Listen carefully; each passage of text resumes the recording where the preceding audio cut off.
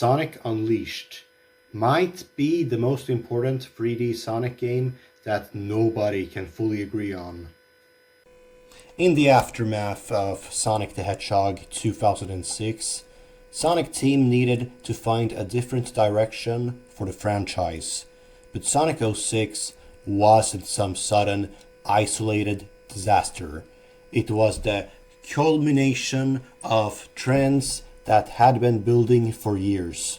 Elements from the adventure games, Sonic Heroes, and Shadow the Hedgehog all fed into what eventually became Sonic 06.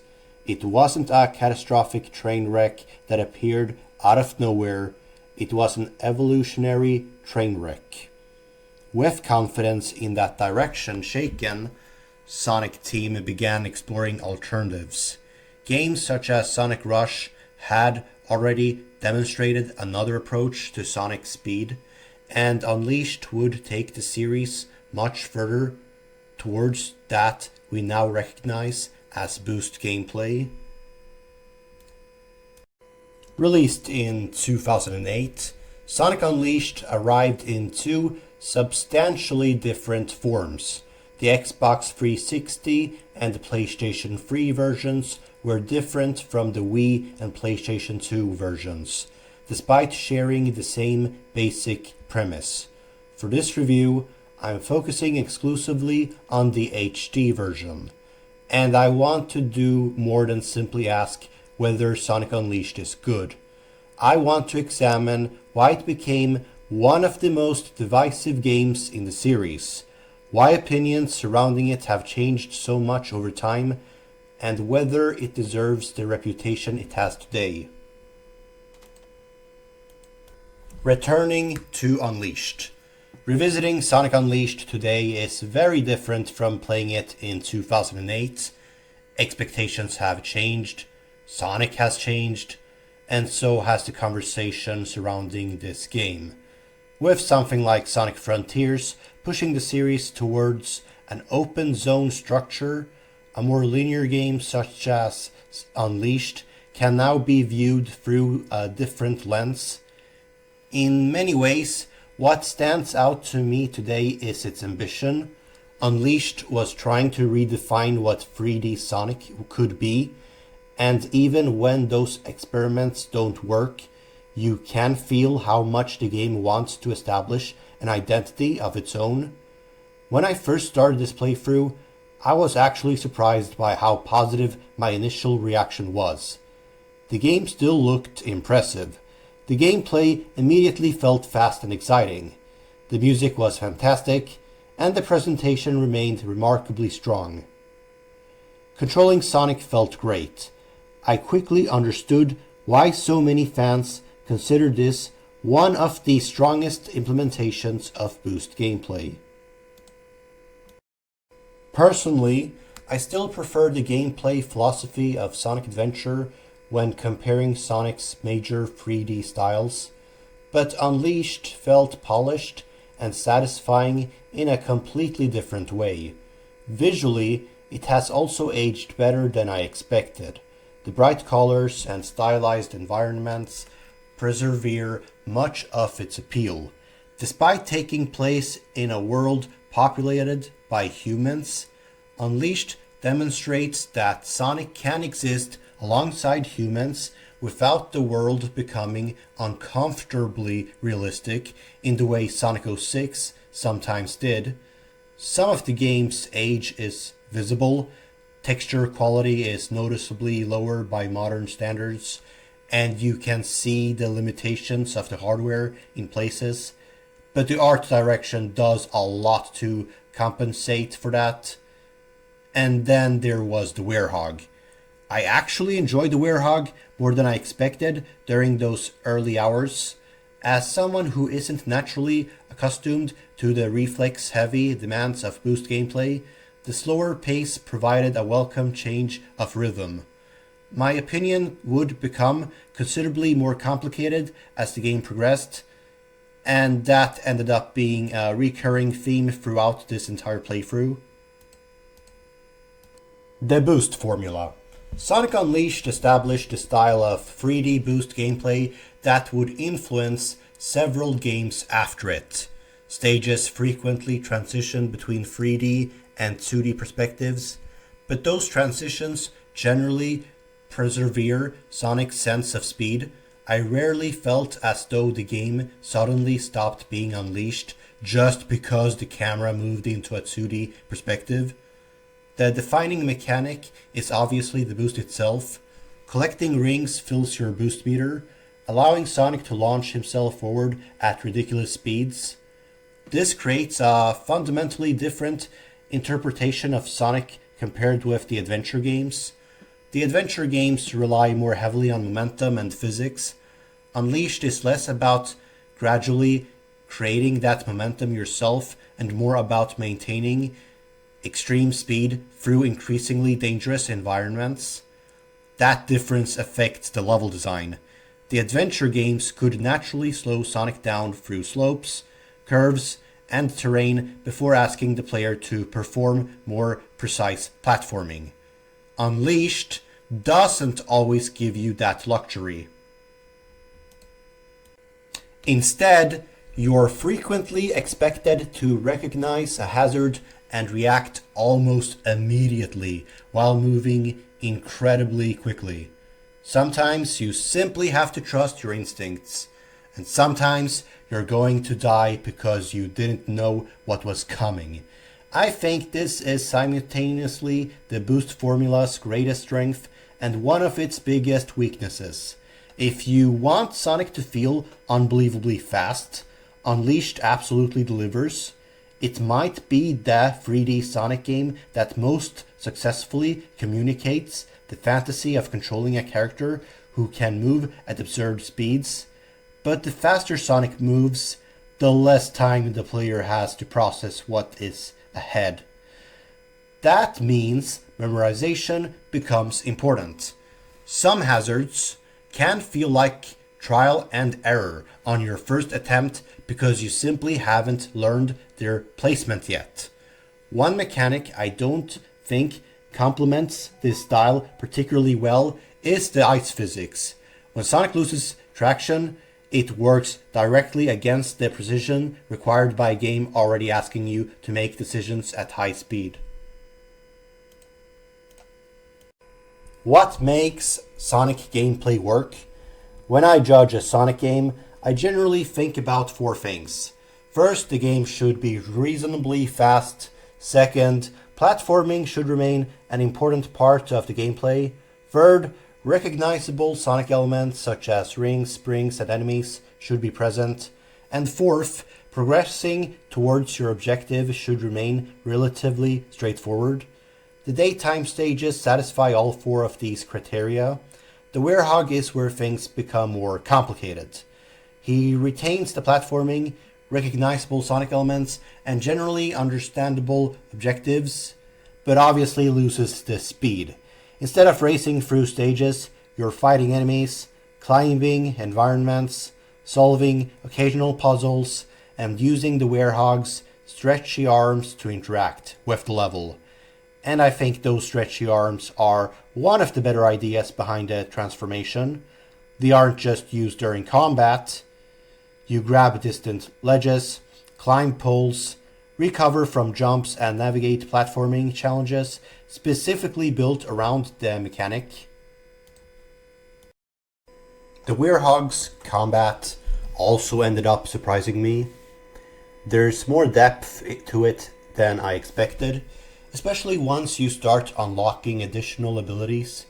If you actually invest in the upgrades system and experiment with what the Werehog can do, combat becomes much more enjoyable than simply repeating the same basic attack.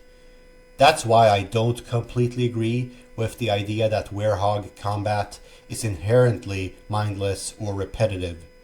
It can become repetitive, especially because of the length of some encounters. But the player does have options.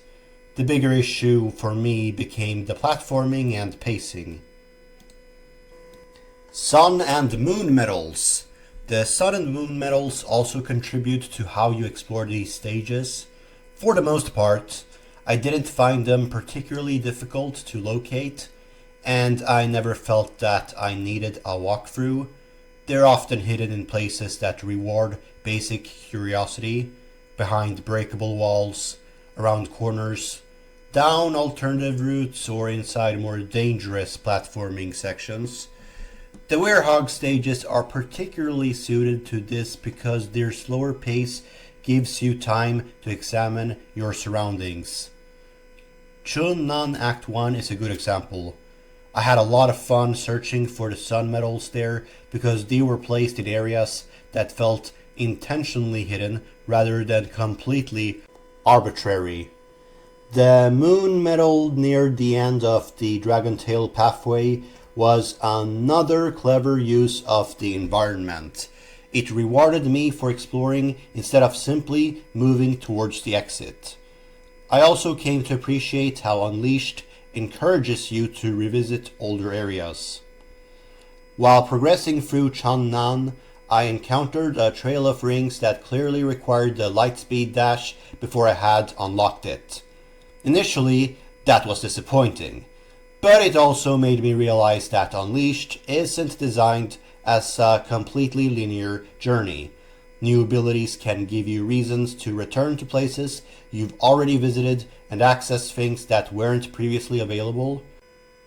That gives exploration and the medals more purpose beyond simply unlocking the next temple. Whether you enjoy that structure will depend on the player, but I came to appreciate it more as I understood how the game's systems worked. Daytime level design. The daytime stages are obviously where Unleashed is at its most recognizable.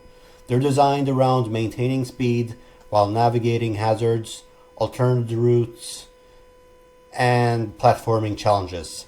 Like the Genesis games, many stages contain multiple routes. Upper routes can reward mastery, while falling to lower routes may leave you dealing with slower or more dangerous sections.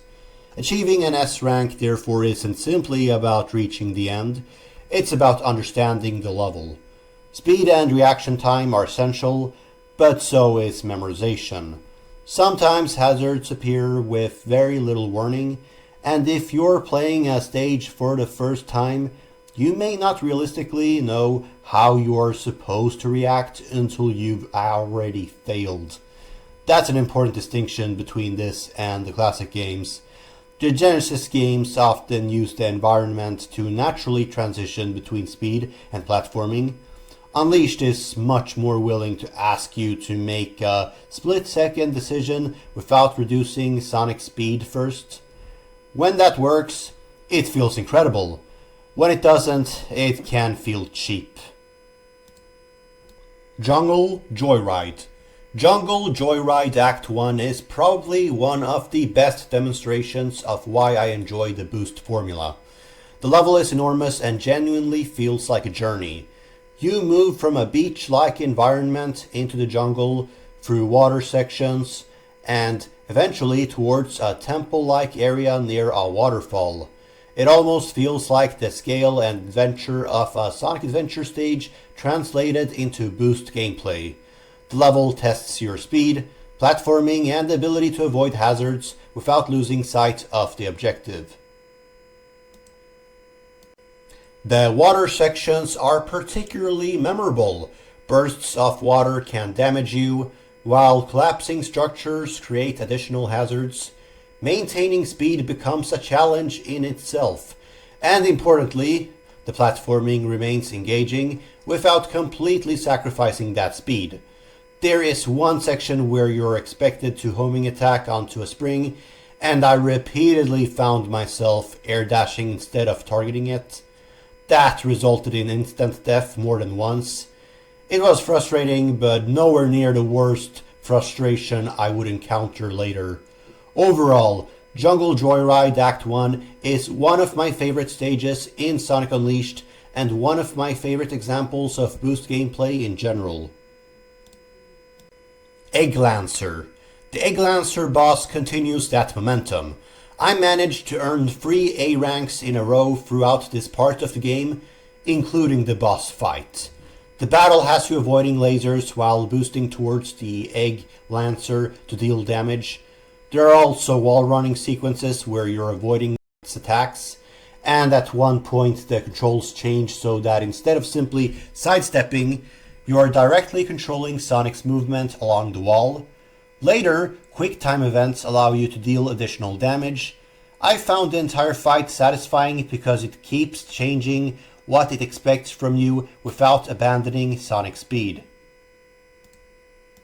Apodo's Act 3. Apodo's Act 3 is another smaller example of what the game gets right. The rail grinding feels extremely satisfying because Sonic always seems to be moving at the speed the level was designed around. Getting the Sun Medal also requires properly timing a jump, which made collecting it feel earned. And aesthetically, I love the stage. The sunset gives it a completely different atmosphere from the standard daytime version of Apodos. These are the kinds of smaller stages and moments that give Unleashed so much personality. When the Werehog works. Despite Unleashed's reputation for difficulty, I actually found myself earning high ranks surprisingly early. And as I upgraded the Werehog, the combat became one of my favorite aspects of the nighttime stages. Once you understand the moves available to you, there's a satisfying rhythm to dealing with groups of enemies efficiently. That's something I think is easy to overlook if you approach the Werehog expecting Sonic gameplay. It isn't Sonic gameplay in the traditional sense. It's essentially an action platforming system placed inside a Sonic game, and when judged on those terms, I think the combat works considerably better than its reputation suggests. When the Werehog doesn't work. The platforming is another story. Empire City's nighttime stage contains balancing sections where you have to carefully maintain the Werehog's position while spikes sit on either side of you. Lose your balance and you die immediately. The game at least recognizes how punishing these sections are and gives you additional lives, effectively allowing you to keep attempting them. But this is also where the Werehog's lack of speed becomes much more noticeable. You're playing a Sonic game, but instead of moving forward with momentum, you're slowly balancing over an instant death obstacle.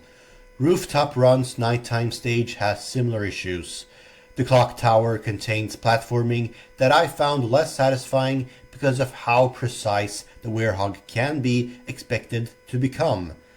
I wouldn't say those sections ruined the game for me, but they helped me understand why the Werehog was so heavily criticized. The nighttime stages are much longer than the daytime stages. Combat encounters extend that length even further, and some platforming sections demand surprising precision. The Werehog doesn't ruin Unleashed for me, but I can understand why somebody who came to a Sonic game specifically for speed would resent spending so much time playing as him. Arid Sands. Arid Sands Act 1 was probably one of the clearest examples of that frustration. There's a combat encounter that, from my understanding, isn't even mandatory. I didn't know that while playing, so I repeatedly attempted it, fighting the same enemies, wizards and Dark Gaia creatures again and again. That repetition made an already difficult encounter much more irritating. There's also a puzzle involving objects that need to be placed into the correct colored locations to open a door. The blue one in particular was hidden in a spot I found extremely vague, and I spent a considerable amount of time trying to understand where I was supposed to go. This is one of those stages where I genuinely began to understand the critics. I wouldn't call the entire stage bad, because there are things that work, but it expects the player to figure certain things out without always communicating them particularly well, and this was an important turning point in my playthrough. Early on, I thought critics had been far too harsh towards Sonic Unleashed. The further I progressed, the harder it became for me to dismiss their perspective. I still didn't necessarily agree with them, but I understood them.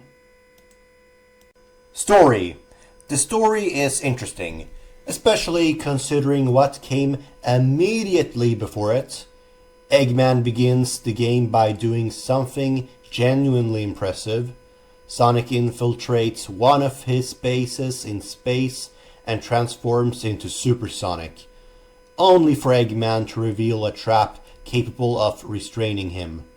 He drains the Chaos Emeralds and uses their energy to fire a massive laser into the Earth, shattering the planet and awakening Dark Gaia. Dark Gaia's energy also transforms Sonic into the Werehog at night. So Sonic begins traveling around the world, restoring the Chaos Emeralds and putting the planet back together. Along the way, he meets Chip. Chip has lost his memories, and Sonic brings him along in the hope that traveling the world will eventually help him remember who he is. Chip is also responsible for much of the game's comedy. Eventually, he remembers that he is actually Light Gaia, the counterpart to Dark Gaia, whose purpose is to help restore the planet and stop Dark Gaia, which is a pretty enormous thing to forget for most of the game. There are similarities here to Sonic Adventure. Eggman awakens an ancient creature, believing he can use it only for the situation to grow beyond him. But the tone is very different. Eggman and the tone. Eggman's role actually disappointed me somewhat. During the opening, he's clever and intimidating. He successfully traps Supersonic, drains the Chaos Emeralds, shatters the planet, and awakens an ancient god. That's a pretty good day for Eggman.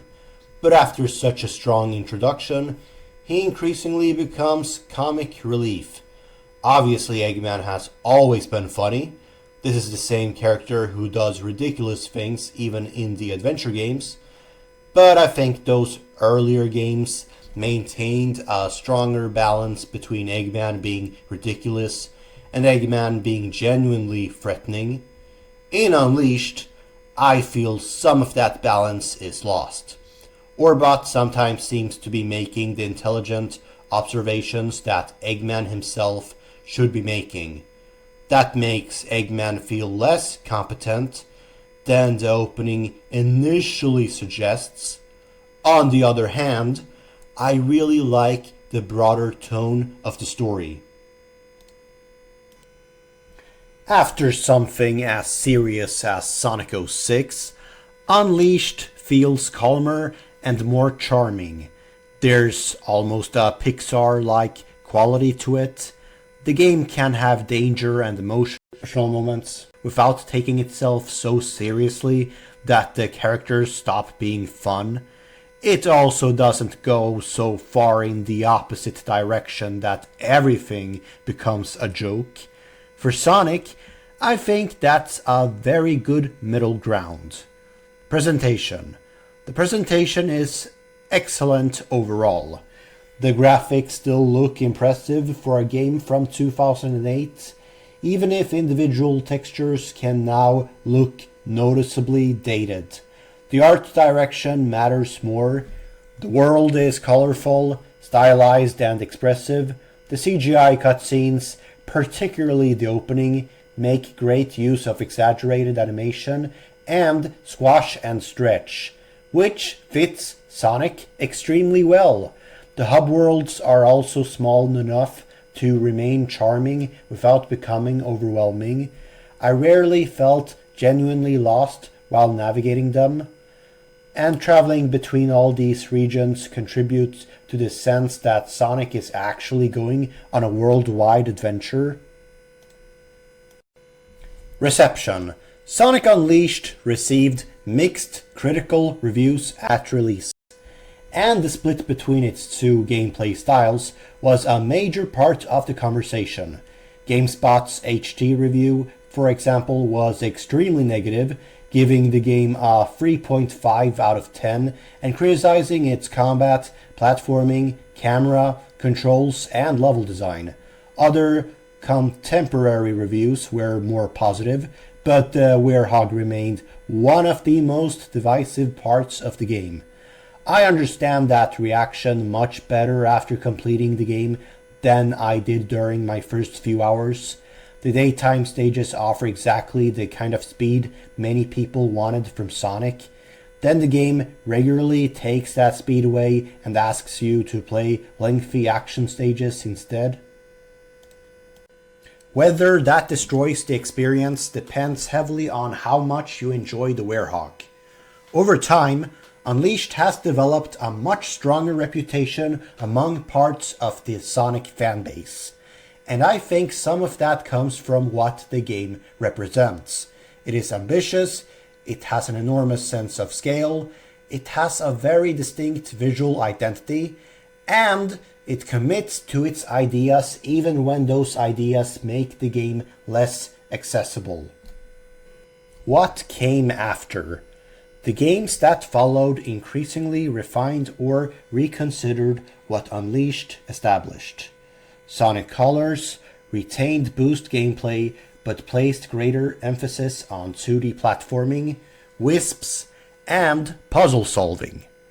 Sonic Generations took more directly from the speed of Unleashed while generally reducing the punishment. It still rewards mastery, but I don't think it demands the same degree of constant split-second decision-making. Sonic Forces, meanwhile, felt like a downgrade to me. Even putting the controls aside, I simply don't think its level design reaches the same standard. Eventually, Sonic Frontiers moved the series towards open zone environments. And on paper, I think that makes a lot of sense for Sonic. One recurring challenge with 3D Sonic is figuring out how to create enough substantial content when your main character can complete traditional stages incredibly quickly. Different games have solved that problem in different ways. Unleashed has the Werehog, Colors has the Wisps and slower platforming, Generations has Classic Sonic. Other games introduce multiple playable characters. Sonic Heroes asks you to replay variations of the same stages with multiple teams. An open zone structure gives Sonic another possible solution. He can still move quickly, but a larger environment gives the player more to explore without requiring the game to constantly replace Sonic's core movement with another gameplay style. Eggmanland. And then we reach Eggmanland. I beat Eggmanland in 50 minutes and received a B rank on the first attempt, where I actually managed to reach the end. And ultimately, finishing it made me feel more anxious than satisfied. The earlier sections felt challenging but relatively fair. The level constantly switches between Sonic and Werehog, and initially I loved that. It genuinely felt like a final exam. Everything the game had spent hours teaching me was now being combined into one enormous stage.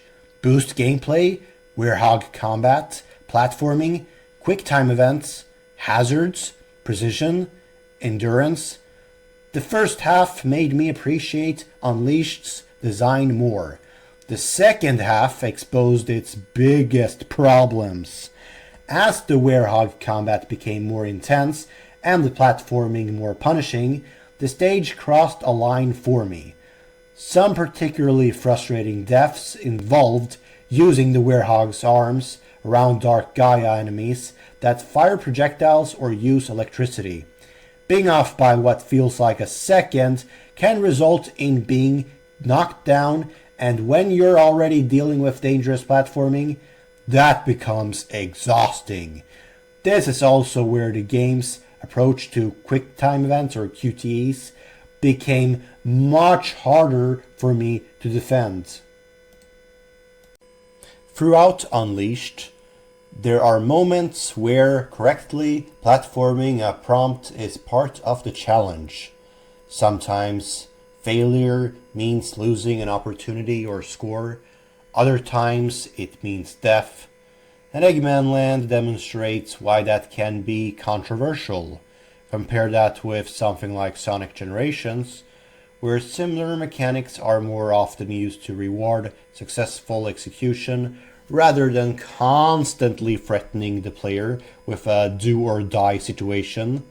That's ultimately a matter of preference, but by the end of Eggmanland, I understood why some players hated this approach. Eggmanland made me appreciate Sonic Unleashed more, while simultaneously making me like parts of it less. And that's probably the most Sonic Unleashed experience imaginable. Egg Dragoon.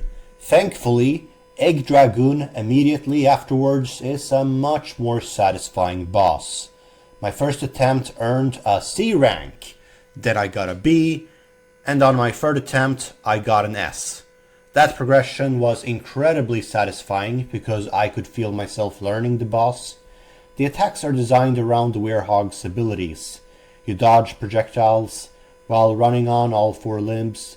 Eggman's targeted fire attack becomes manageable once you understand it, and the ice attack can be avoided by double jumping and using aerial attacks to keep yourself above the danger. The QTEs are also handled much better here. Failing once doesn't necessarily mean instant death. Instead, you're given more gameplay before another opportunity. I much prefer that.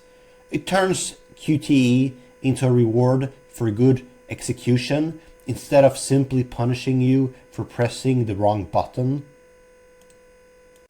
Egg Dragoon ended up being one of my favorite boss fights in the game, which unfortunately makes what follows even more disappointing. Dark Gaia. After Egg Dragoon comes Dark Gaia. The build-up is fantastic.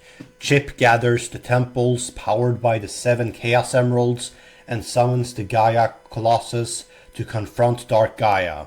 Seeing Sonic in such a desperate emotional state is also unusual for the character, and the entire sequence gives the final a huge sense of scale.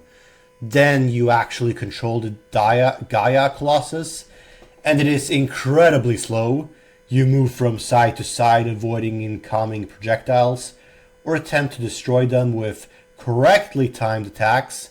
I found attacking them frustrating to time, and there are moments where avoiding everything doesn't feel practical, forcing you to engage with that timing. Between these sections, Sonic races towards Dark Gaia while avoiding hazards. The first two sequences were manageable. The third was where the final became genuinely frustrating for me. You're expected to move so quickly and precisely that one mistake can cost you everything. This is where Unleashed's difficulty stopped feeling satisfying, and I want to make an important distinction here.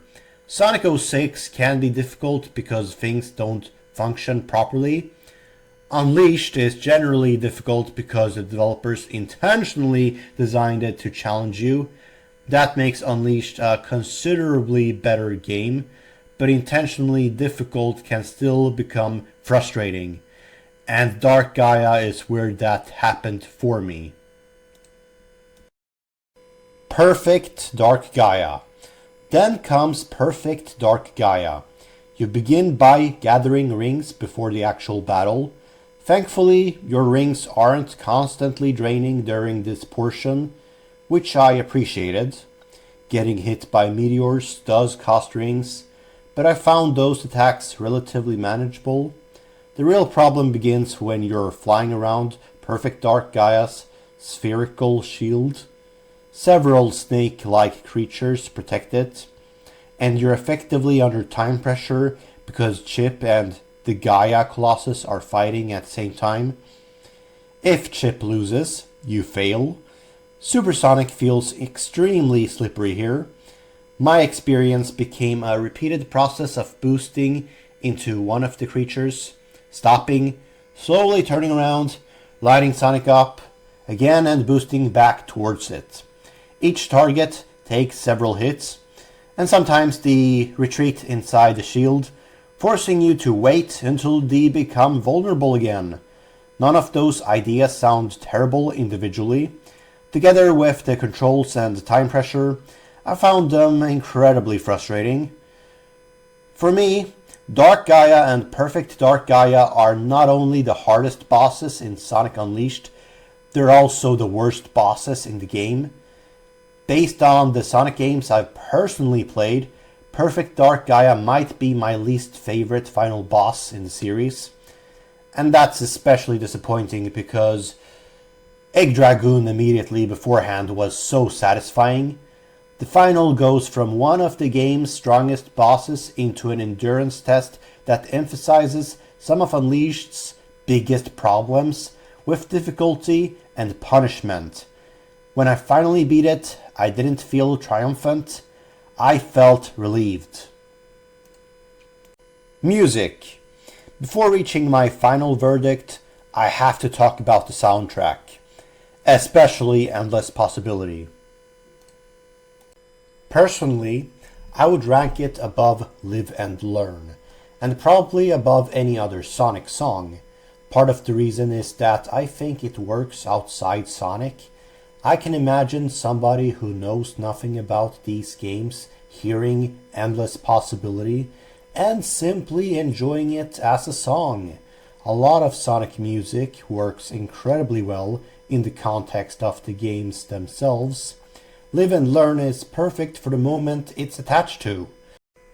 But I don't necessarily find myself wanting to listen to every Sonic song during everyday life. Endless Possibility is different. For me, it works both as Sonic music and simply as music. What does it feel like to be Sonic? There's also something about Unleashed's controls that became clearer to me as I played. Sonic Adventure still has my favorite Sonic controls. I prefer its momentum, its freedom, and the way Sonic interacts with the environment. From a pure gameplay perspective, that's closer to how I think Sonic's movement should work. But Unleashed might be the game that most makes me feel like I'm actually Sonic. If Sonic really moved at these ridiculous speeds, I imagine it would feel something like this. Everything is flying towards you, you're constantly making decisions, you're barely keeping up with what is happening. You feel unbelievably fast, but that speed in itself becomes dangerous. So I would describe Unleashed as perhaps more lore accurate to the fantasy of being Sonic, while Sonic Adventure remains my personal favorite interpretation of Sonic's movement. Later games such as Sonic Frontiers and Shadow Generations feel to me like attempts to bring elements of those philosophies closer together, more freedom of movement combined with the speed and directness associated with Boost Sonic. Personality. And Unleashed has something else that I think is easy to underestimate. Charm. There are tiny character moments everywhere. One example is the game allowing you to decide whether Sonic wants to go out with Amy once the adventure is over. It doesn't lead to some enormous alternate storyline. It doesn't even need to. The fact that the interaction exists gives the characters personality. Amy in particular feels more pronounced and distinctive to me here than she does in some later appearances. And more broadly, I think Sonic Unleashed represents one of the last Sonic games where the series felt this committed to giving its world a personality of its own. The locations, characters, humor, presentation, and small interactions all contribute to a strong identity. Later games may be more polished in particular areas, but I think some of this charm gradually disappeared. How my opinion changed. When I started Sonic Unleashed, I found some of its progression frustrating. Story triggers weren't always obvious to me. I didn't completely understand how all of the systems worked, and I wasn't sure how much I was going to enjoy the Werehog. Once I understood the progression and unlocked more abilities, the pacing improved considerably. Rooftop Run eventually became one of my favorite Sonic stages ever. I started earning high ranks. I learned the Werehog combat. I found myself enjoying things that the game's reputation had led me to expect I would hate. And then I reached stages like Arid Sands. Then Eggmanland, where the other half was very, very, very problematic. Then Dark Gaia. And suddenly I understood the criticism much more clearly. That progression probably summarizes my entire experience with Sonic Unleashed better than anything else.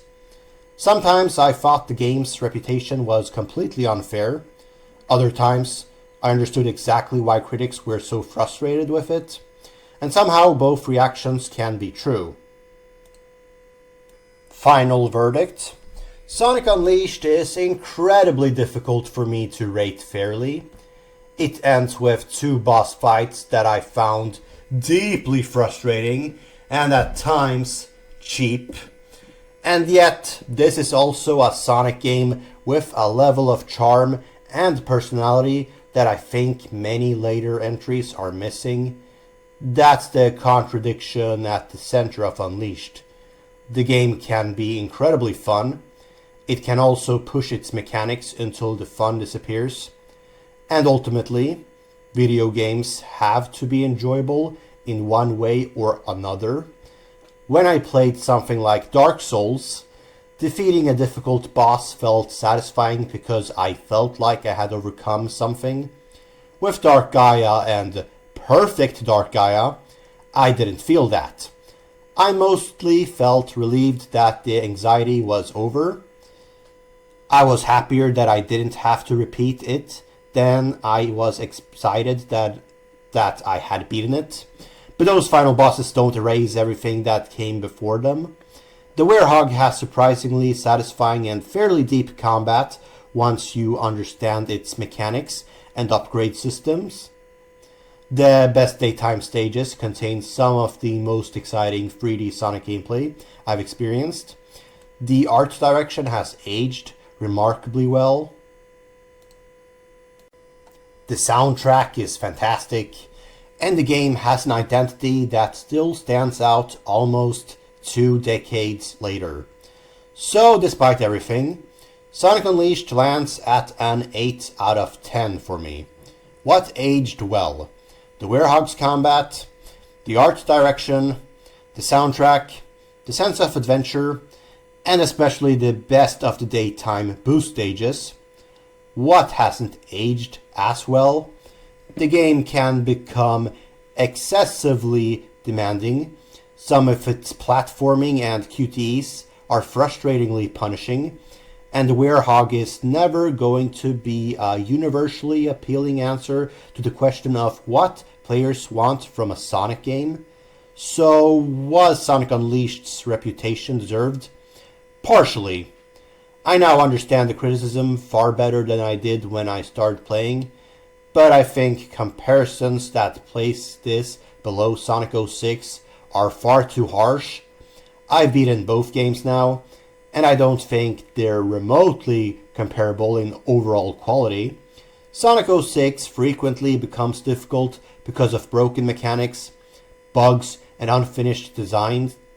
Unleashed, for the most part, knows exactly what it's asking you to do. Sometimes it simply asks too much.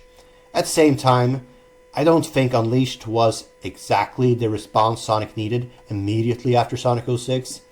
The Werehog was another enormous experiment at a moment when the series arguably needed stability, and according to my own 4 criteria for Sonic gameplay, the Werehog fails one particularly important requirement. He isn't reasonably fast.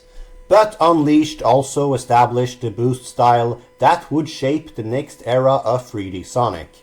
It took risks with its gameplay, technology, presentation, and structure. Some of those risks worked, some absolutely did not, but I respect the game for taking them.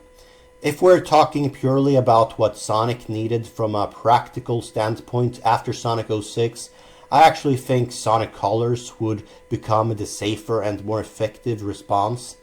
It strips things back, focuses more heavily on what worked, and avoids many of the risks that made Unleashed so divisive. But that's something I'll have much more to say about in my Sonic Colors review.